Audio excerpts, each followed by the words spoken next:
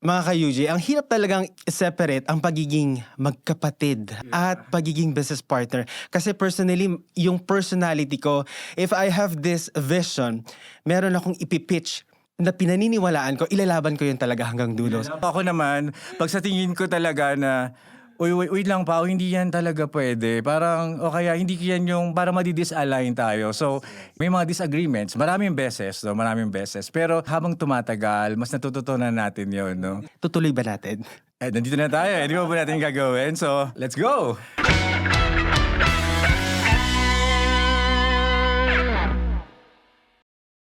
Good evening mga ka-UJ! I'm Brother Paulo Lapid. Yes, kayo po ay nanonood ng UJ Radio and now it is our 16th season.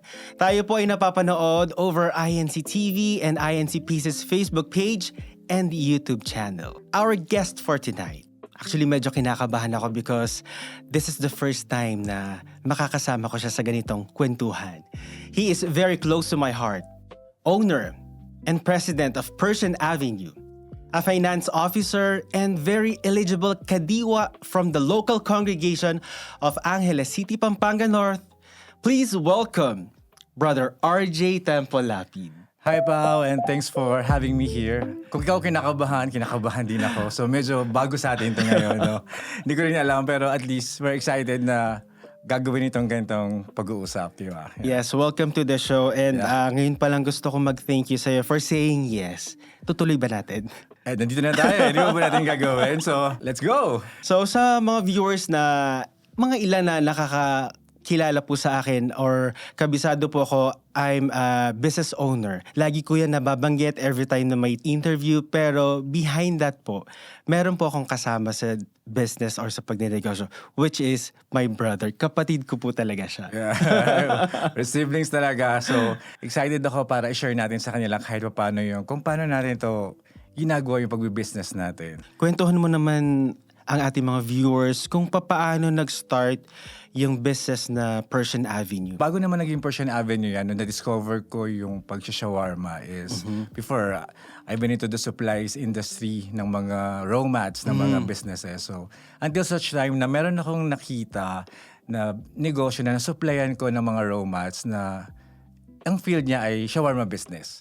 So, that's the time na naisip ko na why not mag-open din ng ganong negosyo. I remember nga nung ginagawa pa yon, di ba? Sabi ko nga, Pao, help me na kung paano mag-aano ng authenticity ng shawarma business. Na kung saan, ikaw pa yung nagbigay ng pangalan talaga ng Persian Avenue. So, kaya from there, yun na. Until now, 12 years na tayo, yung business, it's continuous, and still, Persian Avenue ay nandito, di ba?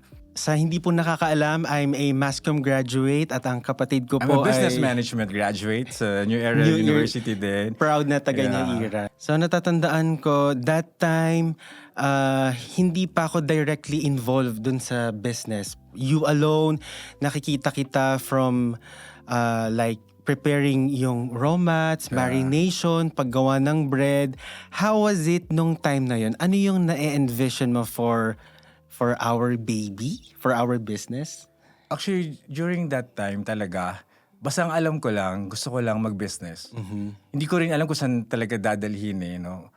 Parang ang laging inspiration ko lang yung mga successful people, na mga napapanood ko or mga nakakausap. Tumatak sa isip ko na gusto ko rin maging ganun. So, nung ginawa itong shawarma business na to, ang ginagawa ko talaga naisip ko, paano din ito makakatulong, especially sa family natin. Yun yung na-envision ko. Yung paglaki, syempre part yun. Pero nandun talaga yung unang goal is for the family talaga. Actually, we have the same vision. Kahit na hindi natin na pag-uusapan like personally sa bahay. This is the first time kasi, dito pa. diba? Although, sa mga meetings natin, nadidiscuss natin siya, pero hindi ganito siguro kalalim na yun din pala yung pinanggagalingan natin. Seeing you na kung gaano ka-passionate din sa ginagawa mo to help yung family natin, actually, without you knowing, na-influence mo ako doon. So, nung nag-aaral ako... Buti naman pala, so mayroon naman palang gano'n. Yeah. Nung nag-aaral ako, meron akong bukod na prayer for that. And then, nung graduate na ako, tuloy-tuloy pa rin yung prayer ko. And na-mention ko sa mga panalangin, devotional prayer, ang sabi ko, hindi ko alam kung saan ako. And then, of course, maraming mga opportunities din bago ko nag-join dun sa binuo mong business. How was it? Yung transition na ikaw pa lang, tapos, di ba sinasabi nila, well, I think na-discuss yan sa mga business schools, class, na hindi good thing na family and business mixed together. Yung magiging mag-partner sa business, di ba? Anong take mo doon? Kasama mo na ako ngayon sa business. Actually, hindi siya talaga madali. No? Ang hirap, ang daming challenges. Ang dami ko laging i-consider kapag, especially kapag mayroong mga dapat na ibigay na mga instructions or memo, na sometimes hindi din talaga nagmamatch doon para sa decision na gusto mo din na i-impart. Pero kasi ako as business owner, I'm just checking kung ano yung makakabuti, which is I think na makakabuti as a whole, no? Pero sometimes kino-consider ko kasi ano bang mararamdaman ni Paulo, paano ba yun, hindi ba siya tatamaan yung department niya, yung kanyang ino-offer, hindi ko talaga magagrant kasi hindi ito yung nakikita ko na magiging turned out. So, yun yung ang dami kong kino-consider na ganun. Pero one thing din na na-discover ko, hindi kasi siya talaga pwedeng, alam mo yun, yung ma-impart yung, kung ano yung values natin as a family or as brothers, Yes. pag in-impart siya sa negosyo, no? Kasi pag, noong una, di ba, napansin mo naman, sinasaalang-alang ko yung mga sinasuggest mo, Yes, kahit na minsan yes. parang feeling ko hindi to bagay doon eh. Pero, dahil kapatid ko yung nagsabi, gagawin ko, until such time na, alam mo yun, yung parang natutunan na lang din natin or napag-aralan natin siyang mabuti kung paano natin mapag-uusapan yung mga gantong mga selang detalye ng pagdidesisyon sa negosyo na hindi tayo maka-apekto yung personal nating relationship, especially magkasama tayo sa bahay, everyday, di ba? So yun yung mga, parang feeling ko na kahit paano through the years na win naman natin. Pero noong una, inaamin ko, hindi talaga madali. Kasi parang minsan, ikikip ko na lang sa sarili ko na, sige, dahil kapatid ko siya, i-allow ko na lang, parang hindi lang ako maka-disheartened. Yun talaga yun. Yun yung mga na-experience ko talaga. Tapos, yun, ikaw ba? Meron kang mga ganun? Kasi alam ko, talagang minsan nasasagasaan or natatamaan din yung part na na-share mo sa company na pag hindi ko na inaalaw. Kasi di ba, if you remember, madalas may sasuggest ka, Yes, pero pag yes. hindi ko, Talagang- dinadecline ko talaga. And I think, kung hindi ako mali, syempre with the team, parang napapahiya ba yung feelings mo with the member? Ganun ba? Siguro that time partly I can say na I am very immature pagdating sa pag-accept ng mga bagay-bagay.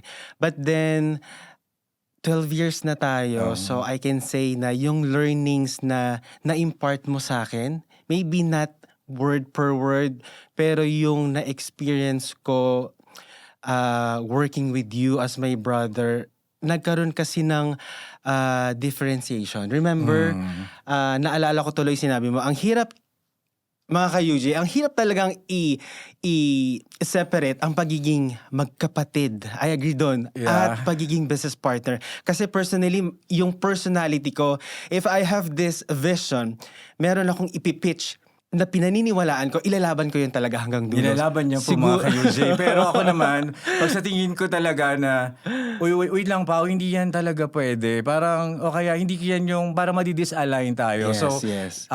I think, ako rin naman may natutunan din not only you, syempre, lagi naman tayo magkasama nag-uusap, pero may mga disagreements, maraming beses.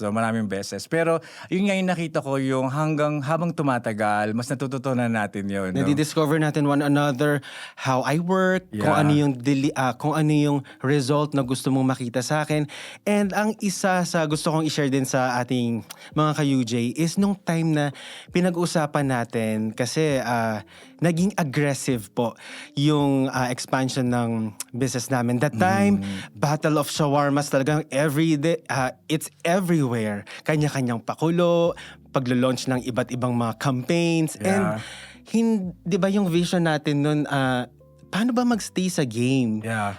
Well, yung ikina-communicate ko right now is napag-usapan natin sa bahay pa lang, o Pao, dito magkapatid tayo ha. Yes. Kasi mga ka-UJ, umabot sa time na minsan pagising pa lang, paglabas ng kwarto, feeling ko magmi-meeting na kami. Yeah. Kailangan kong mag-respond Yes. sa vision. Kasi hindi naman... Nag-breakfast pa lang, di ba? Parang, ano ba yan, nagkakape pa lang tayo about na yung mga agenda na ng office yung pinag-uusapan, di ba? Which- Wherein yung our parents, parang sila rin nalilito, parang naiwan natin sa kanila yung problem na dapat hindi naman, di ba? Which is, I think, yun yung, I'm proud to say na na-impart ko sa'yo as a communication graduate. Yeah, actually, mga ka-UJ, ano po kasi siya eh. Mahilig siyang mag-notice ng mga napapansin niya and then i-correct niya ako na, ikaw yung ano mo, Siguro for energy improvement. mo. Yes. Yeah, for improvement. Pero nung una, syempre, parang feeling ko, ba't ako inuutusan nito? Gano'n, yung mga gano'n akong pakiramdam. Parang, bakit We have ako different mindset din kasi. kinokorek ako. Sabi niya ako kinokorek, ganito, ako yung president ng company, dapat ganito. So, as long yung inaano natin yung operations natin, parang doon ko rin natutunan din, kailangan hindi lang yung pagiging dominant din. So, kailangan din talaga yung marunong din ako makinig. So Yes. actually, ikaw yung ikaw yung nag-open nun sa akin. Pero nung una, inaamin Kasi ko, nakikinig ako sa'yo. nakikinig ka. Pero yung ganong part, I know na marami din talagang mga kinatch mo yung mga situations na naging mabigat para sa pakiramdam mo, di ba? Yes. Pero I'm thankful din kasi yung sa part na yon na pag alam ko na hindi talaga nagmamatch doon sa mga gusto mo. Personal vision mo for the business and I really respect that. Pero I remember, hindi ka rin talaga nag-a-agree. Dahil minsan kahit na dinecline ko na, di ba? Hindi mo pa din, parang ipipilit mo pa rin, ihahabol di ba? Yes. Kaya may mga bagay na minsan na nadesisyonan na, nag-move. Pero yun nga, until sana mas nalaman natin yung kung paano natin i-handle yung bawat sitwasyon. That's how we will learn kasi. Yeah. And ako din, yung mas gusto ko din na nangyari, di ba? Pinag-usapan natin dati. May Kasi, di ba? specific scenario ka ba in your mind right now? Meron, di ba? Pag yung sa meeting, Pwede ba i-share dito yun? pag sa meeting kasi, alam yung mga ka-UJ, pag sa meeting kasi minsan, pag kami mga pinopropose silang mga projects, mga dapat gawin. Of course, you are the final approval. Diba? Ikaw yung mag-final Nakikialam yes. po siya. Ang hilig niya pong makialam. Minsan na-desisyonan ko na, parang feeling ko yung ego ko or yung aking decision making na invalidate. Yeah, I remember that. Tas minsan, Nagkakaroon talaga ng tension. And minsan, during the meeting, magka-clash po kami with the managers. So may mga several times nangyari po yung ganun. Until such time na pinag-usapan namin mabuti, sabi namin, it's okay. Sa bahay po ito, sabi namin, it's okay na mag-clash na tayo offline. Pero pagdating natin sa mga employees Pag humarap tayo as one na tayo. Kasi, tinandaan ko naman yan. yeah, kasi nga po, ang nangyari, doon kami magdi-discuss, so maapektuhan din yung environment ng office, ng meeting. Kami, inano na namin na, before tayo humarap sa meeting, anong final say mo, anong alam ko dito, para pag bato natin sa team, ito na yung decision Ito na natin. yung roll out. Ito na yung roll out. Hindi na yung doon pa tayo magkakaroon ng discussion about doon sa mga kailangang i-finalize na mga i-roll out sa team natin. Na-appreciate ko naman yan. Yung level or sense of ownership ko kasi dun sa business na meron tayo, ganun na lang kataas. So, minsan, there are times, admittedly, na, parang na-overstep ko. Masyadong malakas yung personality ko when it comes to explaining. Pero dun naman natuto. Kaya nga, through our trainings, nag-trainings po kami, talagang diniscover namin yung...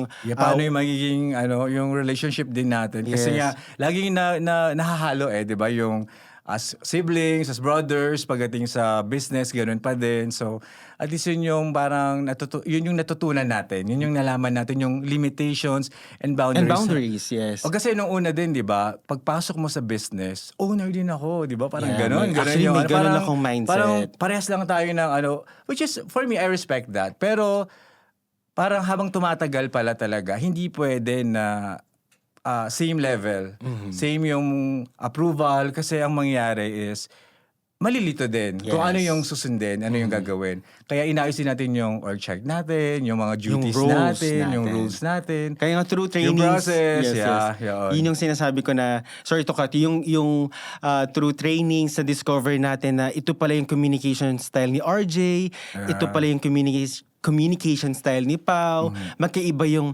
management, magkaiba yung leadership, hanggang ganong level, and I can say, I'm proud to say, nag-work sa atin. Yes, diba? yes. And hindi lang yun yung meron pa rin yung pagka inayos natin yung mga bagay, yung mga, especially pagka may mga... Anong specific doon? Ikaw yung nagbibigay sa akin ng din, pagsasabi mo, Pag po kasi mga ka-UJ, pinagdadaanan ako personal, sabi niya sa akin, siya rin yung nagko-correct lagi, nafe-feel ng office, sabi niya, pagpasok mo pa lang ng office, alam nila na may nangyari. So yung energy na binibigay mo, ganun na rin yung mga employees natin. So siya po yung mahilig mag-correct sa akin ng ganun. Kaya, Magkaiba talaga kami ng Yeah. management style. Kasi ako, for example, just to share lang din, for example, may specific campaign, definitely I'll deliver 100% dun sa paraan na alam ko. Kaso ano kasi ako, based dun sa training namin, I am an entertainer. So, ako naman more on the results kasi Results. kailangan tapos na to, okay minsan na akala to. mo, relax lang, pero Yeah. at the end of the day, I will give you the results. So, yung mga ganong in-between na process, pinagdaanan po namin yun. And, At iba't ibang scenarios talaga. Kung paano natin kasi yung i-handle day-to-day talaga. operations, iba-iba yung Yeah. na-experience natin, di ba? Iba't iba yung na-experience at iba-iba din yung mga nakakasama natin. Kaya minsan iba rin yung nai-impart sa atin. Kaya pag nagkausap na tayo minsan, nagkakaroon tayo ng misunderstanding. Na which is I'm proud na nawiwin natin. Kumbaga hindi na tayo nagpapa-distract doon sa surroundings na meron na naibibigay sa atin. Yeah. Actually, na-mention mo kanina na kino-consider mo yung feelings ko, emotions, hearing like ngayon, if ako yung nasa position mo, I think mahirap talaga siya. Mahirap siya kasi there are times ako, parang sabi ko nga din, magtatayo na lang ako ng ibang business, yung Persian kay Paolo na lang, ganun na lang. Ganun level na, ayun yung nasabi ko Yes, talaga. yes, it's okay. Pero dahil nga, dinidiscover pa natin kung paano yung maging working relationship natin . So, parang, Siguro yan din yung time na, if yan yung na-feel mo, ako naman, dumating din sa time na mga ka-UJ, I felt like I'm quitting na. Kumbaga, na-feel ko din, hindi mo pina-feel sa akin, pero ako, binabasa ko yung takbo ng personal, like, career ko, kung saan ba ako talaga. Ako ba yung hindrance kaya hindi makapag-fly yung company? Dumating din ako sa point na yun. Pero alam mo ginawa ko? Yung turo pa rin ng parents natin, manalangin, magpanata. Ang sinabi ko nun, hindi ko po talaga alam kung saan ako. Pero nung inilatag na dito talaga ako ni Redirect, yun na yung pinanghawakan ko. After that commitment ko sa panalangin ko, hindi na ako bumitaw. Kahit na in between meron tayong mga challenges or struggles, ganun na lang din yung faith ko na hindi, bigay to ng Diyos. Hindi ka Yeah. aalis, hindi ka bibitaw. Yeah. So aalisin mo ako. So wala naman gano'n, no? Pero may mga times Pero talaga, inaamin ko, di ba? Parang sabi ko, paano ba ito? Paano kayo mag-work? Kasi iba yung gusto niya, iba yung decisions ko. Kaya very important din yung nangyari na yung na-define kung ano talaga yung role sa Roles company. natin, yes. Yung set ng boundaries, and sa una mga ka-UJ, hindi siya madali. Hindi siya overnight. Mabilis kasi siyang sabihin na we're owners, kami yung behind ng At brand saka, na to. ang Pero hirap pa minsan sa atin, for example, ambush. Yes, that's my term. Nabanggit ko na po yan kay Pao. Tapos Yeah. minsan, of course, ang final yes is you. Yung mga ganong... tapos minsan sabi ko, ba't ka nagdidesisyon na hindi ko alam? Mga gano'n di ba? Parang, Grabe no, napagdaanan natin yan. napagdaanan at the same time parang nailaban. Kasi yung pinagdaanan natin, alam mo naman may mga naging mga problema din tayo nung mga nakaraan kung paano natin siya dadalhin. Pero dahil din sa ating devotional prayer, di ba? Mga ka-UJ, sabay po kami nag-prayer every day sa church. No? Yun po yung napagkasunduan. Kasi doon pa lang binded na kami agad. Para ano man yung mangyari in a day, alam namin na meron na kaming sinalang-alang or pinagpauna. Yun talaga. Yun yung ano namin. Pero nung mga unang mga challenges na pinagdadaan, lagi tayo nag-iisip kung paano, anong guidance, di ba? Everyday kasi iba-iba yung mga na-encounter natin eh. Sabi nga, business siya. So, hindi siya ganun ka-easy. Hindi ganun yung mga transactions na na-encounter natin. And gusto ko din, of course, mag-thank you sa parents natin. Kasi minsan, in the span of 12 years, nakita nila yung kung paano tayo nag-grow. Tapos naririnig ko sa mga magulang natin na goal and vision ninyo pareho eh. Pag pinakinggan ninyo, it's just that iba lang yung approach. Parang kailangan nyo mag-meet, kailangan nyo Yeah. biggest lesson naman pagdating sa pagnenegosyo? Yung pagtitiwala for me. Kasi alam mo naman din kung ano yung nangyari sa atin before. So, sobrang pagtitiwala din sa employees, no? Na kung saan yun din yung nakapagbigay ng damages for our finances, no? How was it? Anong pakiramdam mo nun nung nandun ka dun sa point na yun? I feel like, again, I'm quitting. Parang feeling ko gusto ko na mag-stop. Pero pag nakita Pero mo na hindi mo din yun yung nabanggit. struggles, Yes, yes. pag nakita mo na yung struggles, kung gano'n na to katagal, paano yung paghihirap, babalik ka ulit kung bakit ka nag-umpisa eh. Awakening siya na kailangan mong gawin ito. Kasi dream mo to eh. Dream mo na maging successful, dream mo na maging maayos. Although, hindi siya gano'n ka-easy nga. Pero pag gano'n na parang feeling ko, ayoko na, bibitaw na, lagi ko lang babalikan ano yung mga whys ko, bakit ko to ginawa, bakit ko to inumpisahan. Ang biggest lesson ko talaga doon, syempre, yung pagtitiwala. Pagtitiwala sa pagsusurrender actually. Oh, sinubok talaga tayo dun, no? Yes, kasi feeling ko pag, di ba nung times na nag-negosyo tayo, feeling natin, forever na siya, laging There ganito. na. Pag natayo mo na yung isang... Yung business okay na, Yeah. di ba? Parang yung mga poste nandyan na, parang upo na lang ako. Kasi ganun feeling ko, ganun dati. Upo na lang, tapos parang receive na lang. Nung na-realize mo yun, Hindi ko control lahat. Anytime, pwedeng mawala, anytime. pahiram lang talaga. Yes. Kaya doon natin lang lalong pinagbuti yung mga prayers natin, no? Kasi ang hirap talaga. Pero, sorry, yung mga ka-UJ, no, nagiging Nagiging kami. Pero, emotional. yeah, kasi yung time na binabanggit po namin, personal talaga naman siyang na-experience. Parang, kumaga, hindi ganon kadali. Parang gusto mo lang sumuko, di ba? Anong time na Pero yun? kinuha natin yung lesson. Kinuha natin yung lesson. Pero nung una, parang, bakit ganito? Ang daming questions talaga. Bakit ito mangyayari? Pinagbuti naman natin, di ba? Pumili tayo ng alam nating makakabuti para sa atin. Pero, ang realization ko doon, alam mo, hindi tayo talaga yung makakaalam ng makakabuti para sa atin. Kaya, everything, surrender talaga. In the span of 12 years, ang dami nating na-experience, di ba? Yes. Kumbaga, may masakit, kumbaga, Kumbaga hindi siya laging masaya eh. Na parang yung iniisip natin, di ba, na maging ang pagninegosyo or pag-business is more of the income lang, more of the leisure lang, ganun na parang more on the branding. Pero ang dami talagang mga sleepless nights na nandun. At yung marami din tayo mga pinlan na gusto nating mangyari na pinag-usapan with the team pero minsan hindi sila nangyayari, di ba? Nung dati, nung feeling ko yung business sobrang lumalaki na. Ang sabi ko, ang kailangan ko, someone from the company na makaka-help, which is yun nga yung ginawa natin, nag-hire tayo ng someone na, pero it turns out, hindi yun yung naging resulta, di ba? Yeah. So, ang lesson nun, sabi ko, nagtiwala ako sa tao. Tao kasi, may limitasyon din yung magagawa niya. Unlike nung sinurrender natin lahat, kung gaano man kagaan yung nafe-feel natin ngayon, marami mga challenges pero kung paano Pero natin... nung time na nandun ka sa specific scenario, parang ayaw matapos. Kumbaga, hindi mo tuloy-tuloy, di ba? makita ano yung pinaka-message na binibigay sa atin. At yun yung dinidiscover natin nun. Panalangin pa rin talaga po mga ka-UJ. Ang panalangin ko noon, tulungan ako na mabasa ko talaga kung ano yung binibigay for us. Kaya nga, di ba sabi nila, mga ka-UJ, your plan may not be what God has planned for you. And then, of course, our faith, yung number one talaga. Yun yung parang nagbibigay sa atin ng pag-hold on na mag-continue lagi. Keep moving forward. Yes, kahit ano mangyari. Sabi mo nga earlier, may mga challenges kasi will always be there. Pero yung na-impart mo din sa akin na reset agad, then move forward, wag sayangin ang oras. Well, thank you doon sa mga ganon. And ako din naman, syempre maraming natutunan din. Lagi. And yung advantage pa din dahil brothers tayo, yun nga, sabi mo nga, pagising pa lang sa morning, nakakapag-usap na tayo. Pero ngayon, this time, mas mature na yung level. Yes. And yung support, lagi ko namang nafe-feel na nandyan. Kahit Actually, na, pag tinignan mo siya, it's a cycle. Pero yung level of yung knowledge mo about it, pag tinignan mo yung entire journey, pareho eh. Nasa level ng pagtanggap natin at kung paano natin i-envision. yes, kung paano i-accept talaga yung bawat sitwasyon. Wala Yun lang. talaga.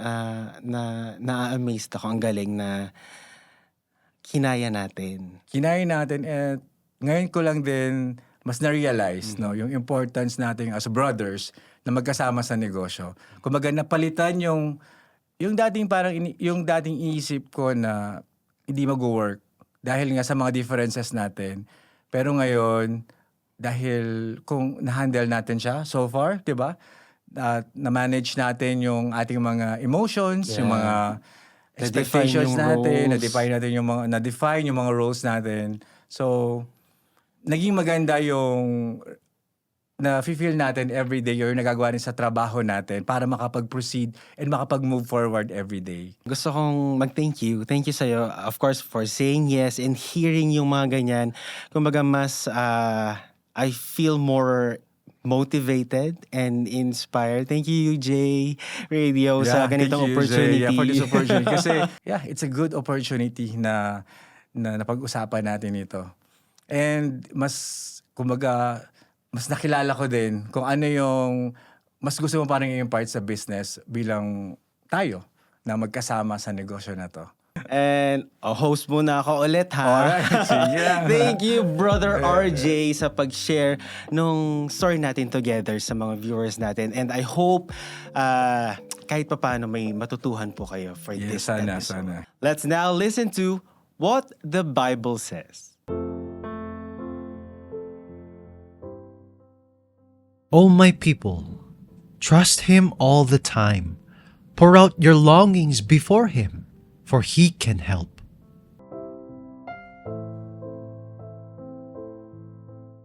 Yeah, again, thank you so much.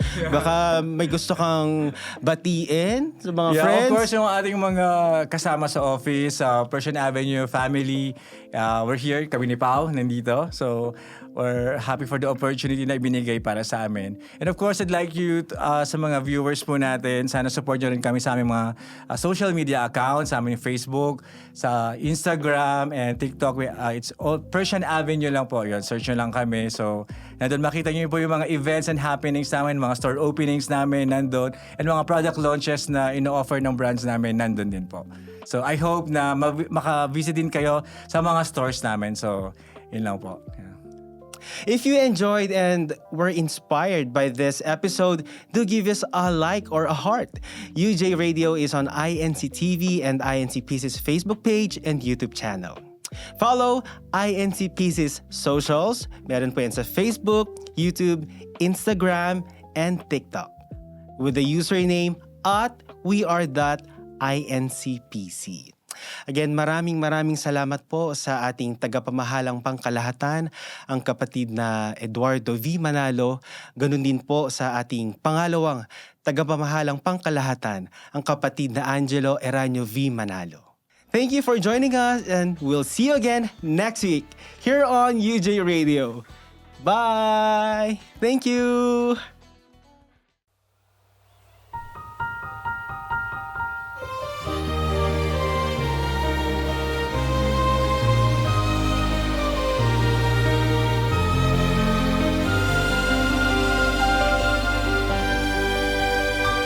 Kung ikaw man ay makaranas ng mga suliranin, Huwag kang mawala ng pag-asa, tutulungan ka ng Diyos. Sa Ama, ikaw ay lumapit, manalangin.